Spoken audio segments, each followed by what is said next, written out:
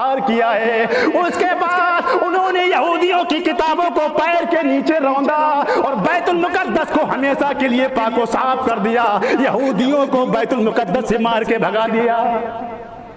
फिर अल्लाह ने कहा यहूदियों से, असा रब्बुकुम अयरहमकुम, करीब है कि तुम्हारा रब तुम्हारे ऊपर रहम करे, करीब है कि तुम्हारा रब तुम्हारे ऊपर रहम करे। अब भी बात है, बाज आ जाओ।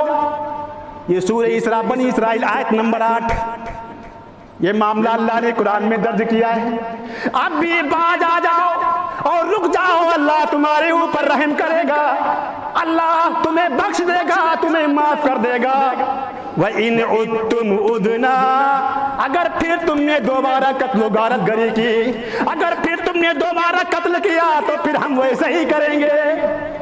अल्लाह ने बख्त नस्र बादशाह को भेजा, टेटस को भेजा।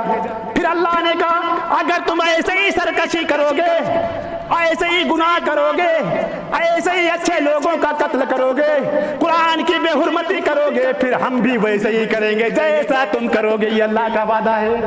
सूरह बनी इसराइल आयत नंबर 8 अल्लाह उसमें जिक्र फरमा रहा। और फिर देखो क्या होता है, वही तुम उदना, अल्लाह कह रहा है अगर तुम फिर करोगे हम फिर दोबारा करेंगे। और फिर नहीं माने, अल्लाह के नबी हजरत मोहम्मद रसूलुल्लाह सल्लल्लाहु अलैहि वसल्लम मक्के से मदीना गए। जब मदीना शरीफ में पहुंचे, मदीना में पहुंचते ही वहां भी यहूदियों का मुकाबला, खैबर में यहूदियों का मुकाबला, मदीने में यहूदियों का मुकाबला।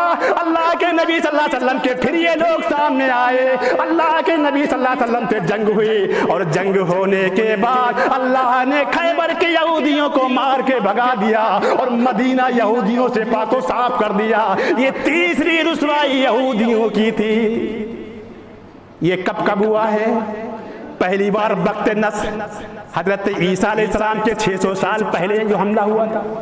दूसरा हमला जो टेटस ने किया है यरूशलेम पर, ये सन 70 ईस्वी में, 2023 चल रहा है, 2023 ईस्वी, 70 ईस्वी में टेटस ने यरूशलेम पर किश्ते को पुश्ते लगा दिए। और फिर अल्लाह के नबी सल्लल्लाहु अलैहि वसल्लम से यहूदियों से जंग हुई है। अरे खैबर ये हिजरत के टाइम पर हुई है। तारीख उठाओ, तीसरा मामला। फिर ये नहीं मान रहे हैं अल्लाह का वादा सच है। और अल्लाह कह रहा है वइन उद्तुम उदना, तुम सरकशी करोगे तो हम मानेंगे नहीं, तुम हमारे लोगों को मारोगे तो हम छोड़ेंगे नहीं, तुम अगर आगे बढ़ोगे तो तुम बचोगे नहीं। फिर अल्लाह कह रहा है वजअलना जहन्नम लिल काफिरीन हसीरा।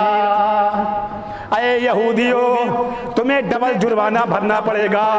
अरे यहूदियों तुम डबल जुर्माने से बच नहीं सकते हो। तुम दुनिया में भी मारे जाओगे, तुम दुनिया में भी जलील किए जाओगे। और हमने काफिरों के लिए जहन्नम तैयार करके रखी है, उसी में कैद कर दिए जाओ। डबल जुर्माना, दुनिया में भी सजा होगी और आखिरत में भी मार पड़ेगी।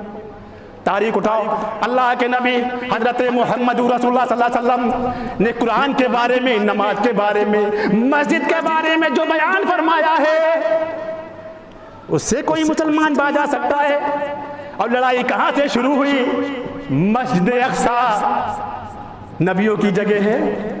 मस्जिद अक्सा दुनिया के सारे नबियों ने वहां पे कदम रखा है। मस्जिद अक्सा हमारे नबी सल्लल्लाहु अलैहि वसल्लम ने इमामत कराई। मस्जिद अक्सा इसके पास में कुछ कुदरती नहरें और बागात हैं। मस्जिद अक्सा, अल्लाह ने मस्जिद अक्सा के इर्द गिर्द बरकत रखी है। झगड़ा ये तारीख उठाओ, अल्लाह के नबी हजरत मोहम्मद रसूलुल्लाह सल्लल्लाहु अलैहि वसल्लम ने बयान फरमाया कुरान के बारे में।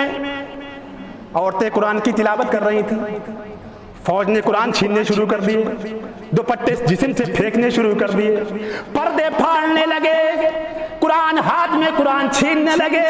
कुरान पे जब हमला हुआ तो कुरान को औरतों ने ऊपर उठा लिया और कहा अल्लाहू अकबर। मारपीट और खून खराबा शुरू हो गया। मुसलमान अपनी जान दे सकता है, मुसलमान अपने जिस्म का एक एक खून निकाल सकता है, एक एक कतरा बहा सकता है, लेकिन कुरान के लिए बेइज्जती उसे बर्दाश्त नहीं, मुसलमानों की बेइज्जती उसे बर्दाश्त नहीं हो सकती है। तारीख उठाओ, ये सारे हवाले और सारी तारीखों के साथ मैं बयान कर रहा हूं। अरे मेरे फिलिस्तीनी भाइयों,